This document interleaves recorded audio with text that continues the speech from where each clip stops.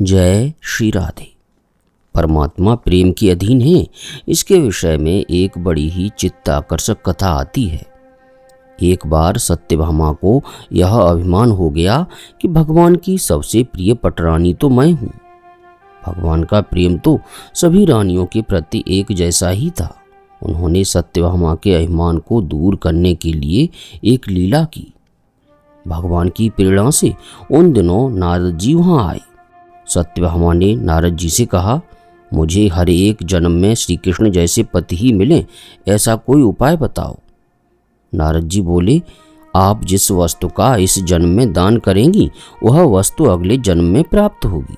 यदि आप श्री कृष्ण को अगले जन्म में पति के रूप में प्राप्त करना चाहती हैं तो उनका दान करो। सत्यभामा जी तो श्री कृष्ण का दान करने के लिए तैयार हो गईं, किंतु उनका दान ले कौन? जब कोई दान लेने के लिए तैयार न हुआ तो सत्यभामा ने नारद जी को इसके लिए तैयार किया। आखिर नारद जी ने स्वीकृति दे दी। संकल्प करके सत्यभामा ने श्री कृष्ण का दान कर दिया। नारद जी श्री कृष्ण को लेकर चलने लगे। सत्यभामा घबराई और बोली, मेरे पति को आप कहाँ ले जा रहे हैं? नारद जी बोले, आपने अपने पति का दान कर दिया है, श्री कृष्ण अब मेरे हैं। श्री कृष्ण मुझे दान में मिले हैं, अतः इन पर मेरा अधिकार है। सत्यभामा को अपनी गलती का एहसास हुआ। वे नारद जी से श्री कृष्ण की मांग करने लगी। नारद जी ने कहा, दान में दी गई वस्तु फिर ली नहीं जाती और मैं दूंगा भी नहीं। यह बात जैसे ही सारे महल में फैली, सभी रानियां दौड़ी चली आईं। रुक्मिणी भी वहां उपस्थित हुईं। सब रानियां नारद जी से प्रार्थना करने लगीं, हमारे कृष्ण को लौटा दीजिए। लेकिन नारद जी किसी भी तरह नहीं माने। अंत में जब सबने बहुत विनती चिरौरी की तो वे बोले, मैं मुफ्त में तो श्री कृष्ण को वापस करूंगा नहीं। हाँ, यदि आप इन्हें लेना ही चाहती हैं तो इनके बराबर मुझे सोना दे दीजिए।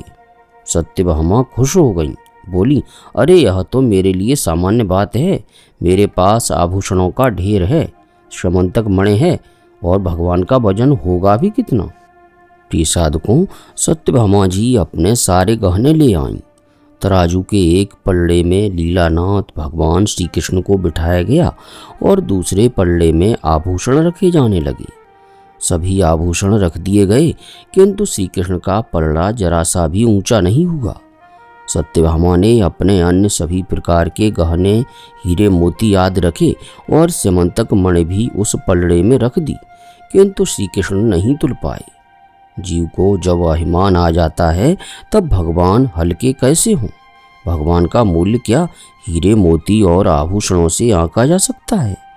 भगवान क्या द्रव्य से खरीदे जा सकते हैं? अन्य सभी रानियां भी अपने अपने आभूषण रत्न आदि ले आईं, किंतु श्री कृष्ण का वजन न हुआ सो न ही हुआ। अंत में सत्यभामा रुक्मिणी को भी बुला लाईं।